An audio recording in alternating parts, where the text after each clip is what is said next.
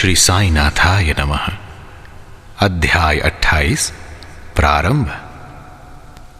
इस अध्याय में चिड़ियों का शिरडी को खींचा जाना अर्थात लक्ष्मीचंद, बुरहानपुर की महिलाएं एवं मेघा का निर्वाण की कथाओं का श्रवण किया जाएगा। बाबा ने चाहा जिसे ऐसे खींचता आए, जैसे धागे से बंधी चिड़ियां खींचती जाए। श्री साईं अनंत हैं। वे एक चींटी से लेकर ब्रह्मांड पर्यंत सर्वभूतों में व्याप्त हैं। वेद और आत्मविज्ञान में पूर्ण पारंगत होने के कारण वे सद्गुरु कहलाने के सर्वथा योग्य हैं। चाहे कोई कितना ही विद्वान क्यों न हो, परंतु यदि वह अपने शिष्य की जागृति कर उसे आत्म स्वरूप का दर्शन न करा सके तो उसे सद्गुरु के नाम से कदापि संबोधित नहीं किया जा सकता। साधारणतः पिता केवल इस नश्वर शरीर का ही जन्मदाता है, परंतु सद्गुरु तो जन्म और मृत्यु दोनों से ही मुक्ति करा देने वाले हैं। अतः वे अन्य लोगों से अधिक दयावंत हैं।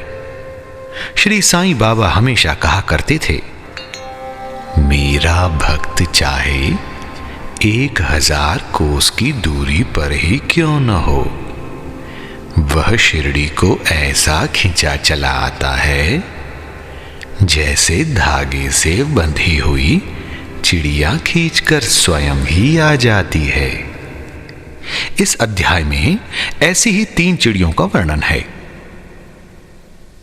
पहली चिड़िया अर्थात पहले बाबा के भक्त श्री लाला लक्ष्मीचंद जी की कथा का श्रवण करते हैं। ये महानुभाव बंबई के श्री वेंकटेश्वर प्रेस में नौकरी करते थे।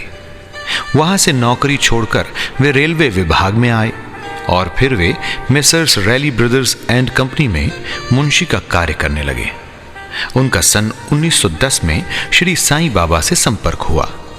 बड़े दिन अर्थात क्रिसमस से लगभग 1 या 2 मास पहले सांता क्रूज में उन्होंने स्वप्न में एक दाढ़ी वाले वृद्ध को देखा जो चारों ओर से भक्तों से घिरा हुआ खड़ा था। कुछ दिनों के पश्चात वे अपने मित्र श्री दत्तात्रेय मंजूनाथ बिजूर के यहां दासगणों का कीर्तन सुनने गए। अब दासगणों का यह नियम था कि वे कीर्तन करते समय श्रोताओं के सम्मुख श्री साईं बाबा का चित्र रख लिया करते थे। लक्ष्मीचंद को यह चित्र देखकर महान आश्चर्य हुआ, क्योंकि स्वप्न में उन्हें जिस वृद्ध के दर्शन हुए थे उनकी आकृति भी ठीक इस चित्र के अनुरूप ही थी। इससे वे इस निष्कर्ष पर पहुंचे कि स्वप्न में दर्शन देने वाले स्वयं शिरडी के श्री साईनाथ समर्थ के अतिरिक्त और कोई नहीं है। चित्र दर्शन, दासगणों का मधुर कीर्तन और उनके संत तुकाराम पर प्रवचन आदि का कुछ ऐसा प्रभाव उन पर पड़ा कि उन्होंने शिरडी यात्रा का दृढ़ संकल्प कर लिया। भक्तों को चिर साल से ही ऐसा अनुभव होता आया है कि जो सद्गुरु या अन्य किसी आध्यात्मिक ज्ञान की खोज में निकलता है उसकी ईश्वर सदैव ही सहायता करते हैं। उसी रात्रि को लगभग 8 बजे उनके एक मित्र शंकर राव ने उनका द्वार खटखटाया और पूछा कि क्या तुम हमारे साथ शिरडी चलने को तैयार हो? लक्ष्मीचंद के हर्ष का पारावार न रहा और उन्होंने तुरंत ही शिरडी चलने का निश्चय कर लिया। एक मारवाड़ी से 15 रुपए उधार लेकर तथा अन्य आवश्यक प्रबंध कर उन्होंने शिरडी को प्रस्थान कर दिया। रेलगाड़ी में उन्होंने अपने मित्र के साथ कुछ देर भजन भी किया। उसी डिब्बे में 4 यवन यात्री भी बैठे थे जो शिरडी के समीप ही अपने अपने घरों को लौट रहे थे। लक्ष्मीचंद ने उन लोगों से श्री साईं बाबा के संबंध में कुछ पूछताछ की। तब लोगों ने उन्हें बताया कि श्री साईं बाबा शिरडी में अनेक वर्षों से निवास कर रहे हैं और वे एक पहुंचे हुए संत हैं। जब वे कोपर गांव पहुंचे तो बाबा को भेंट देने के लिए कुछ अमरूद खरीदने का उन्होंने विचार किया। वे वहां के प्राकृतिक सौंदर्यमय दृश्य देखने में कुछ ऐसे तल्लीन हुए कि उन्हें अमरूद लेने की सुधि ही न रही। परंतु जब वे शिरडी के समीप आए तो यकायक ही उन्हें अमरूद खरीदने की स्मृति हो आई। इसी बीच उन्होंने देखा कि एक वृद्धा टोकरी में अमरूद लिए तांगे के पीछे पीछे दौड़ती चली आ रही है। ये देख उन्होंने तांगा रुकवाया और उनमें से कुछ बढ़िया अमरूद खरीद लिए। तब वह वृद्धा उनसे कहने लगी कि कृपा कर ये शेष अमरूद भी मेरी ओर से बाबा को भेंट कर देना। ये सुनकर तत्क्षण ही उन्हें विचार हो आया कि मैंने अमरूद खरीदने की जो इच्छा पहले की थी और जिसे मैं भूल गया था, उसी की इस वृद्धा ने पुनः स्मृति करा दी है। श्री साईं बाबा के प्रति उसकी भक्ति देख वे दोनों बड़े चकित हुए। लक्ष्मी चंद ने यह सोचकर कि हो सकता है कि स्वप्न में जिस वृद्ध के दर्शन मैंने किए थे उनकी ही ये कोई रिश्तेदार हो, वे आगे बढ़े। शिरडी के समीप पहुंचने पर उन्हें दूर से ही मस्जिद में फहराती ध्वजाएं दिखाई दी, जिन्हें देख प्रणाम कर अपने हाथ में पूजन सामग्री लेकर वे मस्जिद पहुंचे और बाबा का यथाविधि पूजन कर वे द्रवित हो गए। उनके दर्शन कर वे अत्यंत आनंदित हुए तथा उनके शीतल चरणों में ऐसे लिपटे जैसे एक मधुमक्खी कमल के मकरंद की सुगंध से मुग्ध होकर उससे लिपट जाती है। तब बाबा ने उनसे जो कुछ कहा उसका वर्णन हेमाड़ पंत ने अपने मूल ग्रंथ में इस प्रकार किया है। साले रास्ते में भजन करते और दूसरे आदमी से पूछते। दूसरे से क्या पूछना, सब कुछ अपनी आंखों से देखना। काहे को दूसरे आदमी से पूछना, सपना क्या झूठा है या सच्चा, कर लो अपना विचार। मारवाड़ी से उधार लेने की क्या जरूरत थी, हुई क्या मुराद पूरी। ये शब्द सुनकर उनकी सर्वव्यापकता पर लक्ष्मीचंद को बड़ा अचंभा हुआ। वे बड़े लज्जित हुए कि घर से शिरडी तक मार्ग में जो कुछ हुआ उसका तो उन्हें सब पता है। इसमें विशेष ध्यान देने योग्य बात केवल यही है कि बाबा ये नहीं चाहते थे कि उनके दर्शन के लिए कर्ज लिया जाए या तीर्थ यात्रा में छुट्टी मनाएं। आइए अब हम सांजा अर्थात उपमा की कथा सुने। दोपहर के समय जब लक्ष्मीचंद भोजन को बैठे तो उन्हें एक भक्त ने सांजे का प्रसाद लाकर दिया, जिसे पाकर वे बड़े प्रसन्न हुए। दूसरे दिन भी वे सांजा की आशा लगाए बैठे रहे, परंतु किसी भक्त ने वह प्रसाद न दिया, जिसके लिए वे अति उत्सुक थे। तीसरे दिन दोपहर की आरती पर बापू साहेब जोग ने बाबा से पूछा कि नैवेद्य के लिए क्या बनाया जाए। तब बाबा ने उनसे सांजा लाने को कहा। भक्तगण 2 बड़े बर्तनों में सांजा भरकर ले आए। लक्ष्मीचंद को भूख भी अधिक लगी थी, साथ ही उनकी पीठ में दर्द भी था। बाबा ने लक्ष्मीचंद से कहा, तुमको भूख लगी है, अच्छा हुआ, कमर में दर्द भी है, लो अब सांजे की ही करो दवा।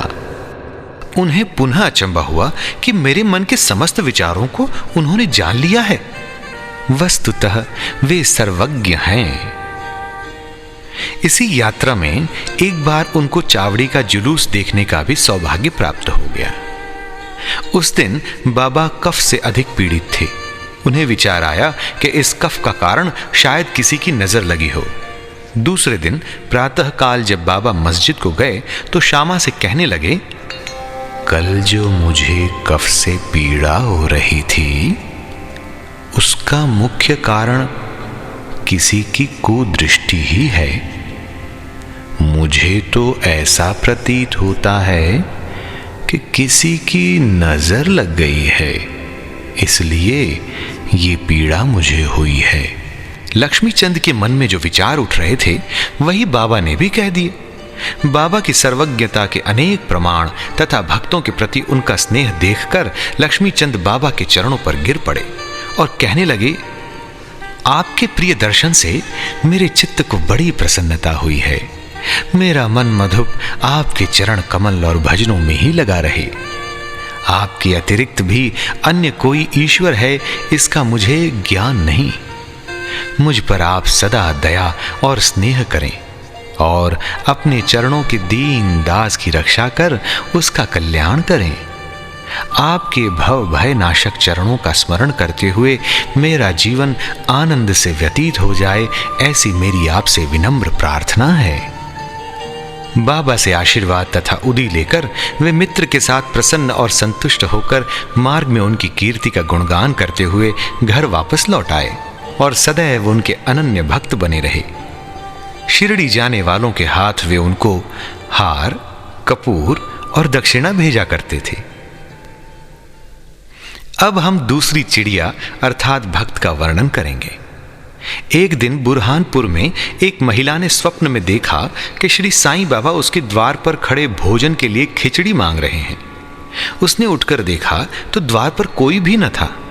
फिर भी वह प्रसन्न हुई और उसने यह स्वप्न अपने पति तथा अन्य लोगों को सुनाया। उसका पति डाक विभाग में नौकरी करता था। वे दोनों ही बड़े धार्मिक थे। जब उसका स्थानांतरण अकोला को हुआ तो दोनों ने शिरडी जाने का भी निश्चय किया और एक शुभ दिन उन्होंने शिरडी को प्रस्थान कर दिया। मार्ग में गोमती तीर्थ होकर वे शिरडी पहुंचे और वहां 2 माह तक ठहरे। प्रतिदिन वे मस्जिद जाते और बाबा का पूजन कर आनंद से अपना समय व्यतीत करते थे। यद्यपि दंपत्ति खिचड़ी का नैवेद्य भेंट करने को ही आए थे, परंतु किसी कारणवश उन्हें 14 दिन तक ऐसा संयोग प्राप्त न हो सका। उनकी स्त्री इस कार्य में अब अधिक विलंब न करना चाहती थी। इसीलिए जब 15वें दिन दोपहर के समय वह खिचड़ी लेकर मस्जिद में पहुंची तो उसने देखा कि बाबा अन्य लोगों के साथ भोजन करने बैठ चुके हैं। पर्दा गिर चुका था, जिसके पश्चात किसी का साहस न हुआ था कि वह भीतर प्रवेश कर सके। परंतु वह एक क्षण भी प्रतीक्षा न कर सकी और हाथ से पर्दा हटाकर भीतर चली आई। बड़े आश्चर्य की बात थी कि उसने देखा कि बाबा की इच्छा उस दिन सबसे पहले खिचड़ी खाने की ही थी, जिसकी उन्हें आवश्यकता थी। जब वह थाली लेकर भीतर आई तो बाबा को बड़ा हर्ष हुआ और वे उसी में से खिचड़ी के ग्रास लेकर खाने लगे। बाबा की ऐसी उत्सुकता देख प्रत्येक को बड़ा आश्चर्य हुआ और जिन्होंने यह खिचड़ी की वार्ता सुनी उन्हें भक्तों के प्रति बाबा का असाधारण स्नेह देख बड़ी प्रसन्नता हुई। आइए अब हम मेघा की कथा सुनते हैं। अब तृतीय महान पक्षी की चर्चा सुनिए। बिरमगाम का रहने वाला मेघा अत्यंत सीधा और अनपढ़ व्यक्ति था। वह राव बहादुर ह.वी. साठे के यहां रसोइये का काम किया करता था। वह शिवजी का परम भक्त था और सदैव पंचाक्षरी मंत्र नमः शिवाय का जाप किया करता था। संध्योपासना आदि का उसे कुछ भी ज्ञान न था। यहां तक कि वह संध्या के मूल गायत्री मंत्र को भी न जानता था। राव बहादुर साठे का उस पर अत्यंत स्नेह था, इसलिए उन्होंने उसे संध्या की विधि तथा गायत्री मंत्र सिखला दिया। साठे साहिब ने श्री साईं बाबा को शिवजी का साक्षात अवतार बतलाकर उसे शिरडी भेजने का निश्चय किया, किंतु साठे साहिब से पूछने पर उन्होंने बताया कि श्री साईं बाबा तो यवन हैं। इसलिए मेघा ने सोचा कि शिरडी में एक यवन को प्रणाम करना पड़े, ये अच्छी बात नहीं है। भोला भाला आदमी तो वह था ही, इसलिए उसके मन में असमंजस पैदा हो गया। तब उसने अपने स्वामी से प्रार्थना की कि कृपा कर मुझे वहां न भेजें। परंतु साठे साहब कहां मानने वाले थे। अरे उनके सामने मेघा की एक न चली और उन्होंने उसे किसी प्रकार शिरडी भेज दिया तथा उसके द्वारा अपने ससुर गणेश दामोदर उपनाम दादा केलकर को, जो शिरडी में ही रहते थे, एक पत्र भेजा कि मेघा का परिचय बाबा से करा देना। शिरडी पहुंचने पर जब वह मस्जिद में घुसा तो बाबा अत्यंत क्रोधित हो गए और उसे अपनी मस्जिद में आने की मनाही कर दी। वे गर्जन कर कहने लगे, इसे बाहर निकाल दो। फिर मेघा की ओर देखकर कहने लगे, तुम तो एक उच्च कुलीन ब्राह्मण हो और मैं निम्न जाति का एक यवन। तुम्हारी जाति भ्रष्ट हो जाएगी, इसलिए यहां से बाहर निकल जाओ। ये शब्द सुनकर मेघा कांप उठा। उसे बड़ा विस्मय हुआ कि जो कुछ उसके मन में विचार उठ रहे थे उन्हें बाबा ने कैसे जान लिया। किसी प्रकार वह कुछ दिन वहां ठहरा और अपनी इच्छा अनुसार सेवा भी करता रहा, परंतु उसकी इच्छा तृप्त नहीं हुई। फिर वह घर लौट आया और वहां से त्रिंबक नासिक जिला को चला गया। वर्ष भर के पश्चात वह पुनः शिरडी आया और इस बार दादा केलकर के कहने से उसे मस्जिद में रहने का अवसर प्राप्त हो गया। साईं बाबा मौखिक उपदेश द्वारा मेघा की उन्नति करने के बदले उसका आंतरिक सुधार कर रहे थे। उसकी स्थिति में पर्याप्त परिवर्तन होकर यथेष्ट प्रगति हो चुकी थी और अब तो वह श्री साईं बाबा को शिवजी का ही साक्षात अवतार समझने लगा था। शिव पूजन में बिल्व पत्रों की आवश्यकता होती है, इसलिए अपने शिवजी अर्थात बाबा का पूजन करने हेतु बिल्व पत्रों की खोज में वह मीलों दूर निकल जाया करता था। प्रतिदिन उसने ऐसा नियम बना लिया था कि गांव में जितने भी देवालय थे, प्रथम वहां जाकर वह उनका पूजन करता और इसके पश्चात ही वह मस्जिद में बाबा को प्रणाम करता तथा कुछ देर चरण सेवा करने के पश्चात ही चरणामृत पान करता था। एक बार ऐसा हुआ कि खंडोबा के मंदिर का द्वार बंद था। इस कारण वह बिना पूजन किए ही वहां से लौट आया और जब वह मस्जिद में आया तो बाबा ने उसकी सेवा स्वीकार न की तथा उसे पुनः वहां जाकर पूजन करके आने को कहा और उसे बतलाया कि अब मंदिर के द्वार खुल गए हैं। मेघा ने जाकर देखा कि सचमुच मंदिर के द्वार खुल गए हैं। जब उसने लौटकर यथाविधि पूजा की तब कहीं बाबा ने उसे अपना पूजन करने की अनुमति दी। आइए अब गंगा स्नान की कथा सुनते हैं। एक बार मकर संक्रांति के अवसर पर मेघा ने विचार किया कि बाबा को चंदन का लेप करूं तथा गंगा जल से उन्हें स्नान कराऊं। बाबा ने पहले तो इसके लिए अपनी स्वीकृति न दी, परंतु उसकी लगातार प्रार्थना के उपरांत उन्होंने किसी प्रकार स्वीकार कर लिया। गोदावरी नदी का पवित्र जल लाने के लिए मेघा को 8 कोस का चक्कर लगाना पड़ा। वह जल लेकर लौट आया और दोपहर तक पूर्ण व्यवस्था कर ली। तब उसने बाबा को तैयार होने की सूचना दी। बाबा ने पुनः मेघा से अनुरोध किया, मुझे इस झंझट से दूर ही रहने दो। मैं तो एक फकीर हूं, मुझे गंगा जल से क्या प्रयोजन। परंतु मेघा कुछ सुनता ही न था। मेघा की तो ये दृढ़ धारणा थी कि शिवजी गंगा जल से अधिक प्रसन्न होते हैं, इसलिए ऐसे शुभ पर्व पर अपने शिवजी को स्नान कराना हमारा परम कर्तव्य है। अब तो बाबा को सहमत होना ही पड़ा और नीचे उतरकर वे एक पीढ़े पर बैठ गए तथा अपना मस्तक आगे करते हुए कहने लगे, अरे मेघा, कम से कम इतनी कृपा तो करना कि केवल मेरे सिर पर ही पानी गिराना।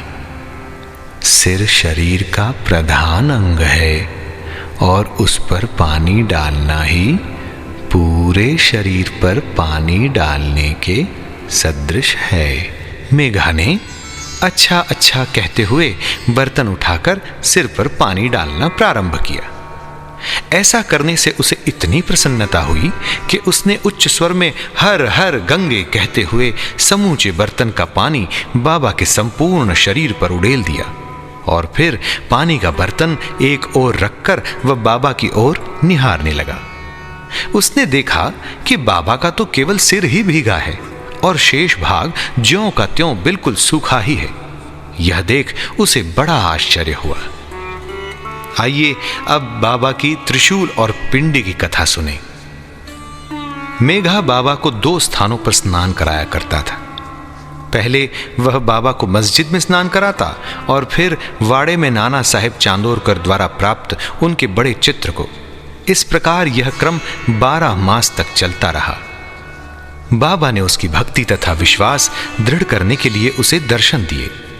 एक दिन प्रातः काल मेघा जब अर्ध निद्रावस्था में अपनी शैया पर पड़ा हुआ था, तभी उसे उनके दर्शन हुए। बाबा ने उसे जागृत जानकर अक्षत फेंके और कहा कि मेघा, मुझे त्रिशूल लगाओ। इतना कहकर वे अदृश्य हो गए। उनके शब्द सुनकर उसने उत्सुकता से अपनी आंखें खोली, परंतु देखा कि कोई नहीं है, केवल अक्षत ही यहां वहां बिखरे पड़े हैं। तब वह उठकर बाबा के पास गया और उन्हें अपना स्वप्न सुनाने के पश्चात उसने उन्हें त्रिशूल लगाने की आज्ञा मांगी। बाबा ने कहा, क्या तुमने मेरे शब्द नहीं सुने? मुझे त्रिशूल लगाओ। वह कोई स्वप्न नहीं, वरन मेरी प्रत्यक्ष आज्ञा थी। मेरे शब्द सदैव अर्थपूर्ण होते हैं, थोथे पोचे नहीं। मेघा कहने लगा कि आपने दया कर मुझे निद्रा से तो जागृत कर दिया है, परंतु सभी द्वार पूर्ववत ही बंद देखकर मैं मूढ़मती भ्रमित हो उठा हूं कि कहीं स्वप्न तो नहीं देख रहा था। बाबा ने आगे कहा, मुझे प्रवेश करने के लिए किसी द्वार की आवश्यकता नहीं है मेघा। न मेरा कोई रूप ही है और न ही कोई अंत। मैं सदैव सर्वभूतों में व्याप्त हूं। जो मुझ पर विश्वास रखकर सतत मेरा ही चिंतन करता है, उसके सब कार्य मैं स्वयं ही करता हूं और अंत में उसे श्रेष्ठ गति देता हूं। मेघा वाड़े को लौट आया और बाबा के चित्र के समीप ही दीवार पर एक लाल त्रिशूल खींच दिया। दूसरे दिन एक रामदासी भक्त पुणे से आया। उसने बाबा को प्रणाम कर शंकर की एक पिंडी भेंट की। उसी समय मेघा भी वहां पहुंचे। तब बाबा उनसे कहने लगे, देखो शंकर भोले आ गए हैं, अब उन्हें संभालो। मेघा ने पिंडी पर त्रिशूल लगा देखा तो उसे महान विस्मय हुआ। वह वाड़े में आया। इस समय काका साहेब दीक्षित स्नान के पश्चात सिर पर तौलिया डाले साईं नाम का जप कर रहे थे। तभी उन्होंने ध्यान में एक पिंडी देखी जिससे उन्हें कौतूहल सा हो गया था। उन्होंने सामने से मेघा को आते देखा। मेघा ने बाबा द्वारा प्रदत्त वह पिंडी काका साहेब दीक्षित को दिखाई। पिंडी ठीक वैसी ही थी जैसी कि उन्होंने कुछ घड़ी पूर्व ध्यान में देखी थी। कुछ दिनों में जब त्रिशूल का खींचना पूर्ण हो गया तो बाबा ने बड़े चित्र के पास, जिसका मेघा नित्य पूजन करता था, वहीं उस पिंडी की स्थापना भी कर दी। मेघा को शिव पूजन से बड़ा प्रेम था। त्रिपुंड खींचने का अवसर देकर तथा पिंडी की स्थापना कर बाबा ने उसका विश्वास दृढ़ कर दिया। इस प्रकार कई वर्षों तक लगातार दोपहर और संध्या को नियमित आरती तथा पूजा कर सन 1912 में मेघा परलोकवासी हो गया। बाबा ने उसके मृत शरीर पर अपना हाथ फेरते हुए कहा, ये मेरा सच्चा भक्त था। फिर बाबा ने अपने ही खर्च से उसका मृत्यु भोज ब्राह्मणों को दिए जाने की आज्ञा दी, जिसका पालन काका साहेब दीक्षित ने किया। रखते विश्वास साईं पे, करते आदर मान, उनके सारे कामों का बाबा रखते ध्यान। श्री सद्गुरु साईं नाथार्पणमस्तु। शुभम भवतु।